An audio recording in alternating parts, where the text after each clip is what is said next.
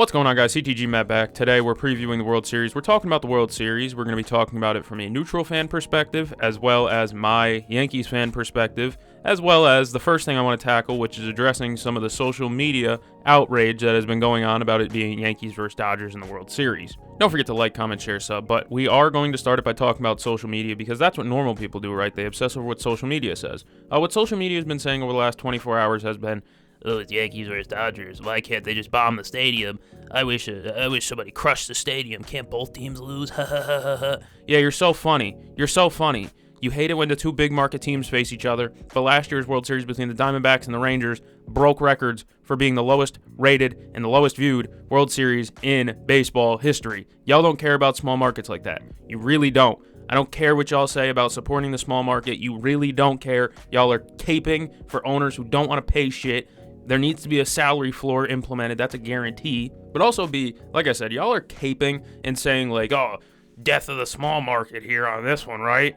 Yeah, dude, it's the death of the small market because they don't want to pay enough. Let me be frank when I say this once again. Last year's World Series had 9 million viewers. That is the most, or the least, in MLB history. The history of the World Series being aired when they counted viewership. In like the early 1900s, they didn't really track viewership. But obviously, of the viewership base that they've had, I'm looking at the numbers right now. Yeah, 9.082 million. That is the 50th ranked. And the 1973 World Series got 35 million views. 11th ranked. In terms of rating, the highest rated World Series since, I don't know, 2005, has been the 2016 Cubs World Series and the 2009 Yankees World Series. The Yankees are the second highest rated World Series of the modern era, and they've only been in one. That's it. That's the through and through. When the Yankees are in the World Series, people care. People watch. Y'all didn't care last year when it was Diamondbacks Rangers. I'm jacking it. I'm saying that 100%.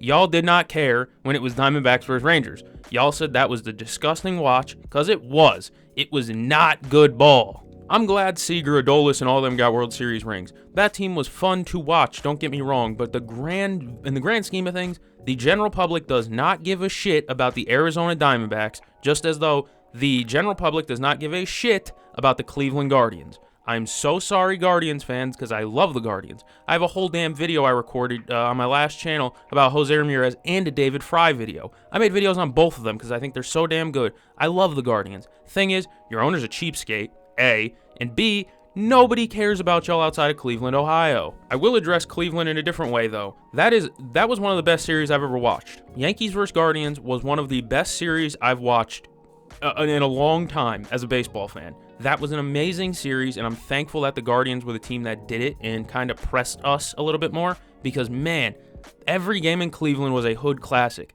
Every single one. The first game, hood classic. The second game, was the John Kensey homer, right? Or no, the first game was the John Kensey homer, and then the Yankees went up 3-1 and then won 4-1. Yeah, and then I think all three went basically into extra innings or were close coming down the stretch. It was an amazing series, and so I'm thankful for Cleveland for playing along. The thing is that I'm sorry, if y'all beat the Yankees, we were on pace to probably have another 51st rated World Series. And somebody I follow on X, Twitter, whatever, brought it up, and I like this point. They said, Cleveland Guardians do the same thing every year where they wheel out this demon God Squad rotation and bullpen where it's just hell. Originally, back when they were contenders in 2015 area, they had the homegrown rotation with Kluber, Bauer, and Cookie Carrasco. Nowadays, they didn't really have a big three because all of their starting pitchers were hurt, but it was Tanner Bybee, who was homegrown and amazing. He threw great in the last game except for one bad pitch. He was great. And Votey said he wouldn't have walked Stanton in that situation. Neither would I. Stanton had 2 ugly at-bats against Bybee prior to that. I probably would have let Bybee ride as well. But they also have the homegrown bullpen, Clase, Cade Smith. Jesus Christ, Pedro Avila was damn near unhit. Pedro Avila was irritating me. And then they also had, what the hell is the lefty's name that I'm forgetting? Not Winkowski. I forget what his name is. He was great.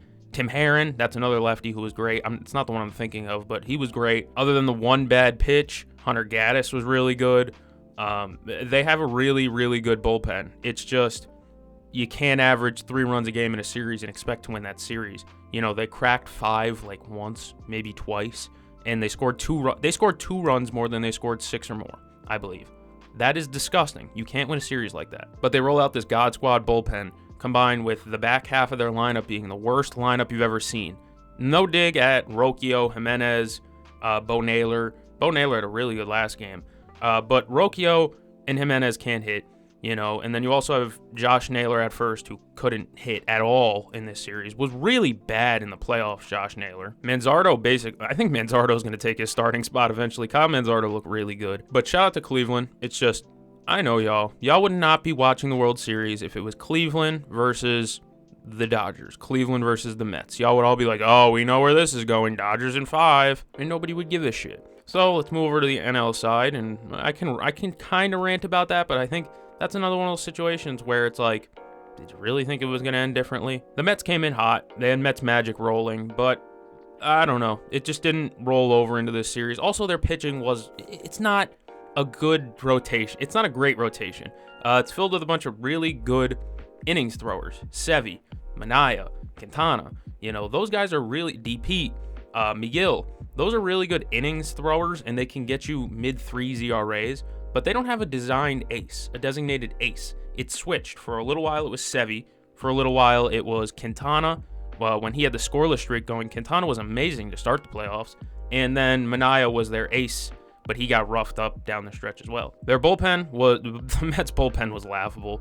I don't know. Phil Maton, Ryan Stanek. Ryan Stanek won bad. But Edwin Diaz, far from a lock this year. He's coming off injury, so I'm going to try and give him benefit of the doubt, but his outings were scary a lot of the time. Maton was there. Otto was there. Ryan Stanek was good, though, I think. The offense wasn't even that bad for the Mets. It really was. They just couldn't get outs. That was their biggest issue, is they could not get outs. They couldn't buy an out. And the Dodgers' lineup depth is just insane. Like, Will Smith got moved down to 8 yesterday in the order, I believe, and they bludgeoned the shit out of the Mets. Will Smith hit a home run. So it's like, you moved Will Smith down to the 8 spot because he was terrible, and then he pumps a home run out. Yeah, that's just sick, dude. And imagine having a lineup so good where you could take an all-star catcher like Will Smith and say, yeah, you're hitting 8th, buddy, and it's justifiable. Nobody would look at them crazy. And then, of course, like, you got Kike. I can't stand Kike Hernandez. I can't. He's just good in the playoffs for no reason. I just don't like him very much, especially since he's a Red Sox and went to the Dodger. Once you're a Red Sox, you're already dead to me. And then you went to the Dodgers, especially dead to me. Freddie Freeman's hurt, and they blew out the Mets. Freddie Freeman didn't even play. The guy is hurting. He looks bad because he's hurt. But the Dodgers pitching staff is not really that good. The starting rotation, Yamamoto, it was a mixed bag. He's had some good starts, some bad starts. He had the clincher against, I think it was the clincher against the Padres. He was good.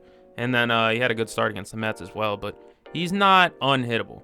And then after that, it's Flaherty, who had a good comeback start, I think, against the Mets in his last game. But again, he's certainly not unhittable, and especially since he might end up having to start a game in Yankee Stadium.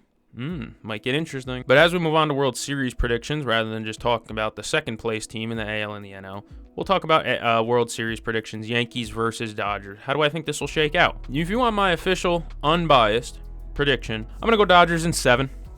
6. You know what? I'll say Dodgers in 6. Is that just me trying to reverse psychology my way into a Yankees win, saying, like, if I bet on the Dodgers, the Yankees will win? Maybe. But here's my logic for saying Dodgers are going to win. The games doesn't even really matter. It doesn't really matter how many games you win in as long as you win the series. But my rationale is the Dodgers lineup just runs deeper. That's just true. Like I said, they moved Will Smith down to the 8 hole. That is an all-star catcher in the 8 hole. And it worked. He hit. You have Kike Hernandez playing his life off. Teoscar Hernandez. They just have so much lineup depth. It's like fringe it's either actual all-star or fringe all-star through their whole lineup. And teams get so concerned about, rightfully so, but they get so concerned about, like, oh boy, Shohei's up, oh boy, Mookie's up, oh boy, Freddie Freeman, when he's healthy, he's up, oh boy, that, like, Max Muncy had a 20-game on-base streak in the playoffs or whatever. Tommy Edmonds Tommy Edman has been great as a Dodger. I don't get that. Tommy Edman's suddenly really good. Kike Hernandez is really good. Will Smith is bouncing back. Max Muncy's very good. Teoscar Hernandez is very good. And that's not even the stars. That's not even Shohei or Mookie. Just a well-built lineup. that actually has put it together this year. And it's crazy. Ohtani's first year in the playoffs. Ohtani is going to the World Series. Now, can they please, for the love of God, stop showing the Shohei 3 batters away, Shohei 5 batters away, Shohei 1 batter away? Please stop with that graphic. No more. But the Dodgers lineup just runs so deep, and that's kind of my prediction as to why the Yankees are going to struggle. Their pitching has been really good in the playoffs, but that's mostly because they're facing shallow lineups. You look at the Guardians, like I said, no disrespect to you Guardians fans, but you have 0 people on par with Shohei Ohtani hitting-wise on that roster, except arguably J-Ram, not really though. And then from there, like I said, you still have Mookie freaking Betts, who isn't even, who's better than probably everybody on the Guardians roster as well. I'd say he's probably better than J-Ram too. So you already, off rip, have 2 players better than the Guardians do through their whole team. And that's just the start of their rotation, or their lineup. You just go down and you compare positionally. They're just a better team than either the Guardians or the Royals were. And I think that the Yankees pitching staff isn't infallible. This isn't an unhittable staff. It's just that they're inducing weak contact, and they are getting the benefit of playing against the Guardians. I'm sorry. It's a little bit easier to get Brian Rocchio, Andres Jimenez, and Bo Naylor out as compared to Max Muncy, Teoscar Hernandez, and freaking Tommy Edman, I guess. But do you want to hear my Yankees perspective of the series? I think we got the advantage. Is this copium? Absolutely. This shit is copium hitting right now. But I think that the Yankees do have a pitching advantage. Their starting pitchers in their bullpen is definitely less tired than the Dodgers one is. I mean, they've had to run out full bullpen games, whereas the Yankees haven't really had to run full bullpen games. Last night for the Dodgers was Michael Kopech starting, and then they immediately went into, that guy who dates the lacrosse star, hockey star, one of the two.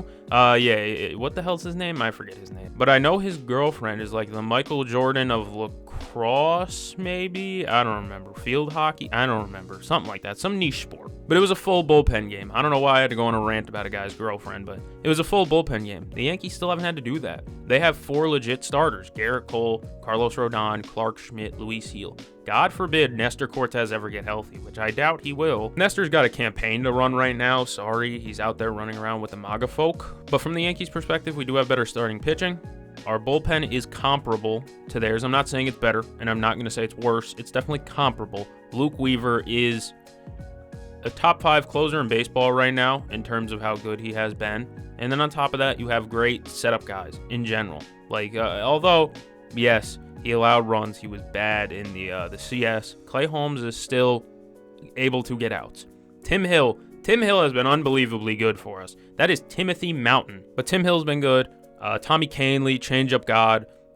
Tommy Kahnle is doing the classic baseball player strategy of just throw the pitch that works. It's really clever, really smart strategy, but just throw the pitch that gets outs. It's clever. He's only thrown changeups these playoffs. Tommy Kahnle hasn't thrown a fastball at all, just changeups. That's Shaker's finest right there. Shaker, not too far from the hometown, from where I'm at right now. I'm sitting in my chair. I could drive to Shaker if I wanted to, but there's nothing to do out by there. So yeah, Shaker's finest getting outs. And then Anthony Volpe, he's been hitting. The supporting cast for the Yankees is what's been their biggest issue all year. Verdugo, Rizzo, Wells to an extent. He's not picking it up, but Wells has. The catcher spot in general was a problem for a lot of the year. But in the playoffs so far, Verdugo has a couple of doubles, I believe. Volpe's been on base a ton. Gleyber Torres has become something fierce in the second half of the season. He has become a very, very great leadoff hitter. And then from there, Anthony Rizzo had a OPS over 1,000. He had a 1 OPS in the playoffs so far, and he has a broken hand. Good shit, Riz. I mean, I like I'm not the biggest Anthony Rizzo guy. I never have been with the Yankees, but oh my God, he's not even healthy. I don't get it. When he was healthy, he was terrible. Now he's injured, and all of a sudden he can hit again. I don't get it. I don't get it. Somebody tell me in the comments, how does he do it? Also, I still haven't even mentioned the names: Juan Soto, Aaron Judge, Giancarlo Stanton. Giancarlo Stanton is made of metal. He's oft injured, but when on and locked in, Giancarlo Stanton is maybe the most feared hitter in baseball, up there with the Judges and the Ohtanis and stuff like that. Stanton's still got that power to where if a pitcher messes up, yeah, you're losing a ball. And we saw that in the Gaddis, or not the Gaddis at bat, the Bibee at bat. Bibee threw low and out cutters the whole time to Stanton. He mislocated one off speed pitch. One off speed pitch was mislocated, and Stanton tied the game. So that's what the Yankees have, is that I don't know how to describe it, that fear factor that if you mess up once, we will blow this game open. And not saying the Dodgers don't. I'm just saying put some respect on the Yankees lineup as well. But in terms of bullpen, I'd say bullpen pretty similar, honestly. Like Trinan's really good. But Brazier isn't great. And then Michael Kopech, pretty good, but they relied on him to start yesterday. He wasn't that good as a starter, but he got through it. Bullpens I'd consider similar. Lineup-wise, I think they have the advantage. Starting pitching, I think the Yankees have the clear advantage. So I guess it kind of breaks even. I'm not sure. Let me know your guys' World Series predictions down below in the comments. If you have anything else you'd like to add to the discussion, maybe some stat that I haven't seen, let me know down in the comments as well. Like, comment, share, sub. Thank you for joining me. I'm going to catch the game. See you guys in the next one.